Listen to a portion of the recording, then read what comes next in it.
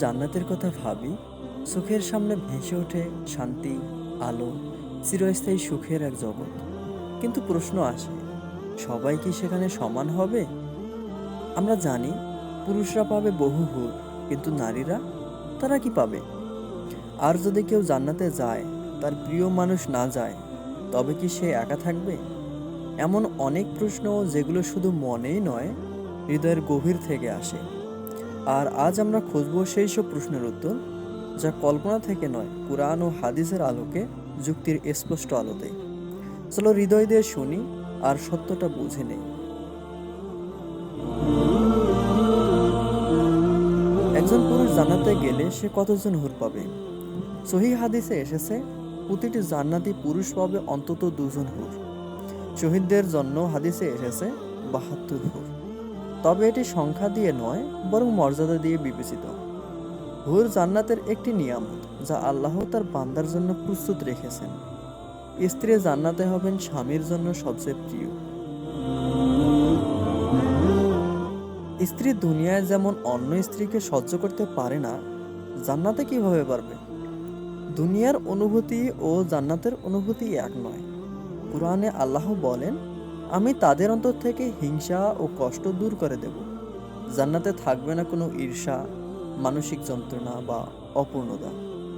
স্ত্রী জান্নাতে হবেন হৃদয়ের তৃপ্তিতে পূর্ণ। হুরদের নিয়ে কোনো হিংসা থাকবে না। নারীরা একাধিক পুরুষ পাবে না কেন? এটি কি অন্যায় নয়? প্রথমত, জান্নাতের সম্পর্ক দুনিয়ার সম্পর্কের মতো নয়। দ্বিতীয়ত, হাদিসে এসেছে নারীরা এমন স্বামী পাবেন যিনি হবেন সর্বোত্তম, শ্রেষ্ঠ ও প্রিয়তম। তৃতীয়ত, আল্লাহ প্রতিজ্ঞা করেছেন জান্নাতে কাউকে কষ্ট বা বঞ্চনার মুখে পড়তে দেবেন না।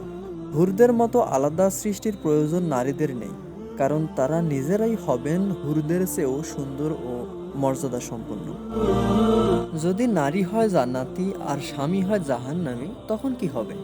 এখানে 3টি ব্যাখ্যা সম্ভাব্য। স্ত্রী যদি চায়, তবে তার সাফায়াতে স্বামী জান্নাতে আসতে পারে। যদি স্বামী জান্নাতের যোগ্য না হয়, আল্লাহ সেই নারীর হৃদয় থেকে তার স্মৃতি মুছে দেবেন এবং এমন একজন সঙ্গী দেবেন যিনি তার হৃদয়কে পূর্ণ করবেন। জান্নাতের অনুভূতি এমন হবে যাতে সে কিছুতেই কষ্ট পাবে না। আল্লাহ নিজেই বলেছেন, জান্নাতে থাকবে যা মন চায় এবং সেখানে যা তুমি চাও।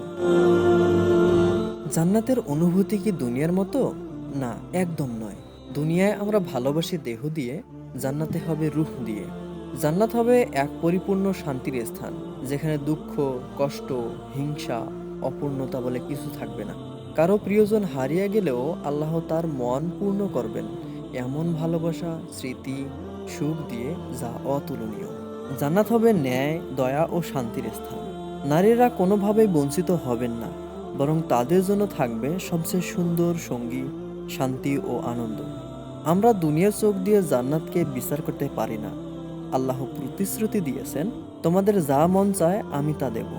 আর জান্নাত এমন এক স্থান যেখানে কেউ বলবে না, আমার যদি এটা থাকতো। আসুন আমরা জান্নাতের জন্য আমল করি, যেন একদিন নিজের চোখে এসব প্রশ্নের উত্তর খুঁজে পাই।